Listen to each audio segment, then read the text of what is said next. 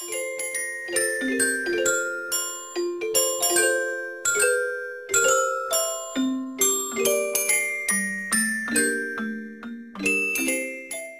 guys, welcome back to day 3 of the holiday card series, and today we're going to be creating a pretty long card.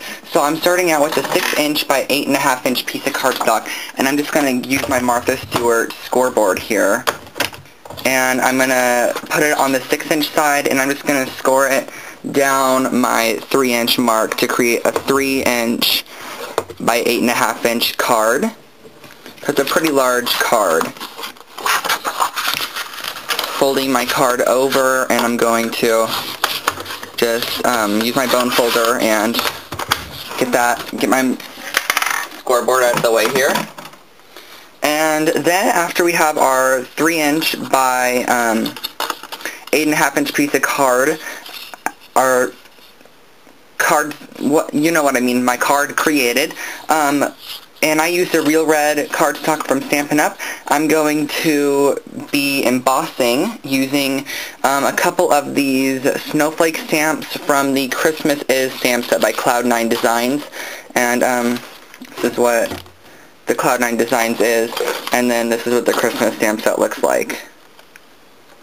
I've been using it a lot during this the last 3 days in the card series. And so I'm going to emboss these using some Versamark ink. So I'm just going to use the Versamark ink, and I'm going to basically go for the top area because I kind of have an idea of what I'm doing on the card.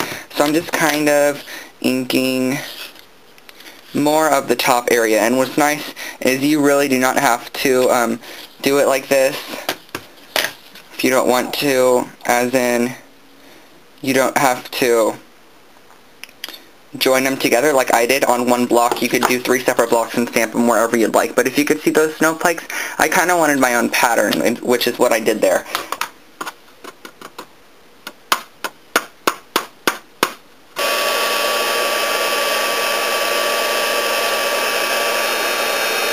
Okay, so now you can see I have those snowflakes embossed in the white embossing powder on my card, and I'm just laying it flat on my surface with the fold facing straight down, because, well, actually I don't need this right now.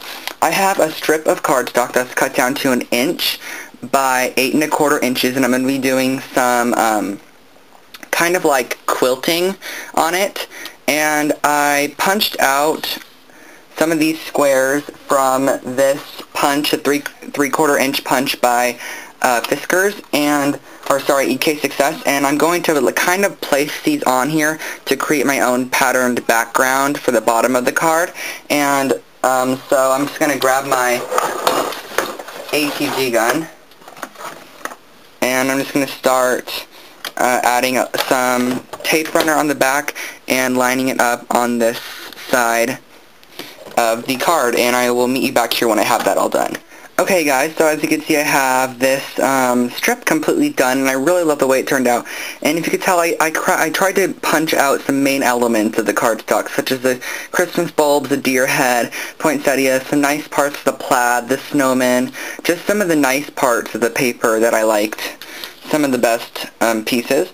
And then I'm going to take this here, and I'm going to add 2 strips of adhesive, and that's what the bottom of the card looks like. And then I'm going to use some of this black saddle stitch ribbon, and I thought that would just go perfectly across this part of our card. And I'm going to use the cheater method for that. I'm just going to trim off a piece of that, and the cheater method is you're going to cut a piece long enough for your card.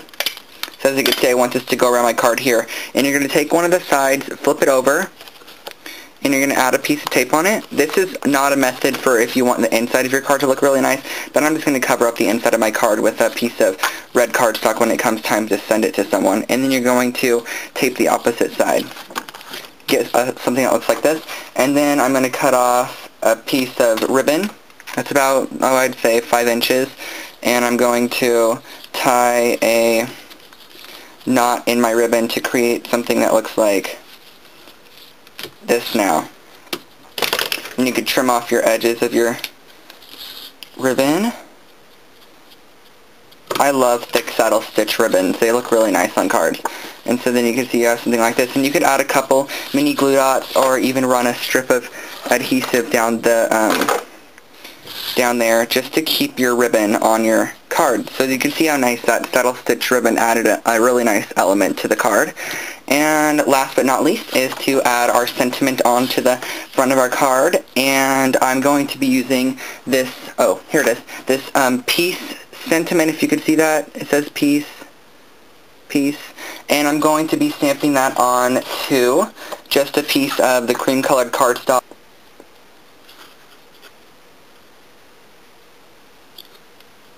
Okay, so I just stamped that in the Memento black ink.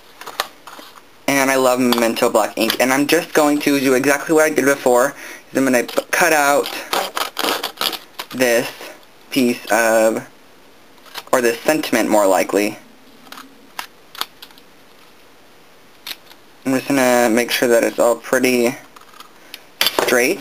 That looks really good like this. And I'm going to add this on to a piece of the pattern paper from the Jovial paper pack. I'm going to use the poinsettia, and as you can see I punched a couple strips out of it. I'm going to add a bit of adhesive onto the back of there. And again I'm going to go in and place it onto this piece and cut it out. And then that's going to be adhered onto the card, and I'm not going to do any dimensionalized embellishments because I know I'm going to send this card off and I don't want it to be two-dimensional, and I already added on that dimensionalized bow. And that finishes up the card, you guys, for today. So I hope you enjoyed day number 3 card, and I hope to see you back next week on Monday for day number 4. Have a great day. Bye, everyone.